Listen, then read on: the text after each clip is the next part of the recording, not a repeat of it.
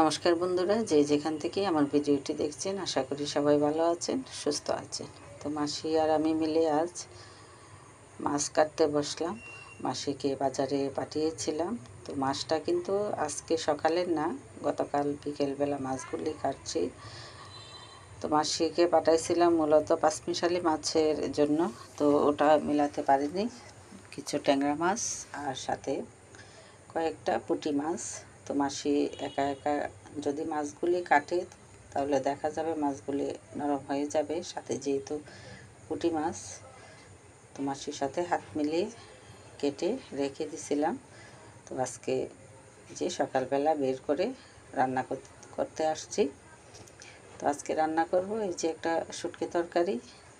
ছোটো মেয়েটা ঢাকা থেকে এসেই বলছিল একটু শুটকি তরকারি খাবে।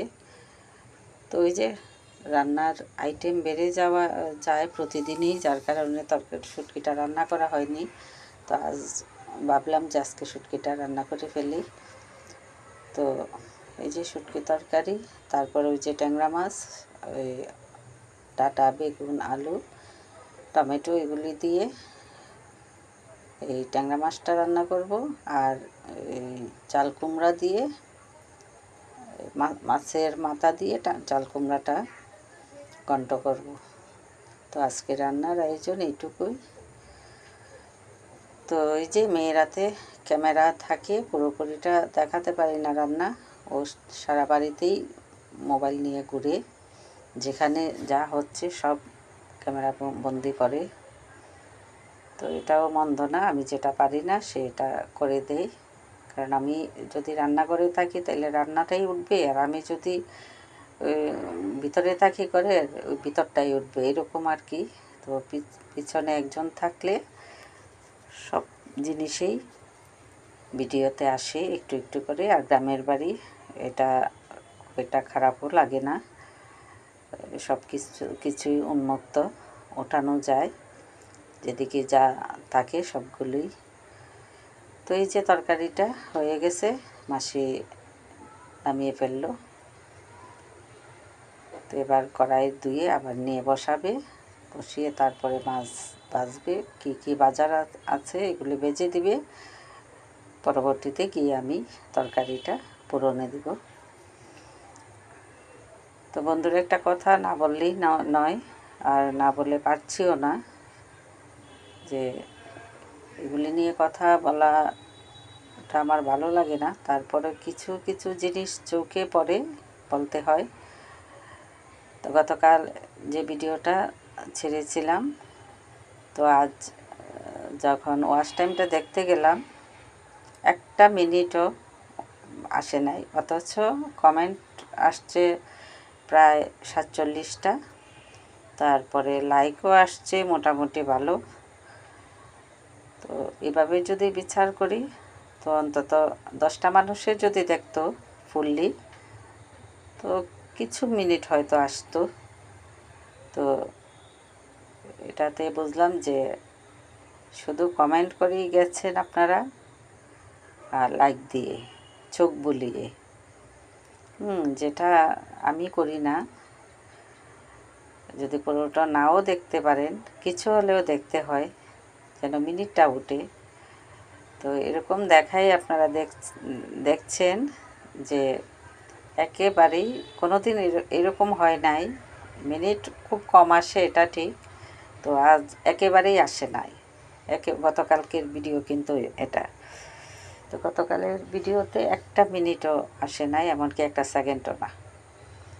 তো এগুলি আসলে খুব দুঃখজনক যে এত এত ভিডিও দেখি আমি।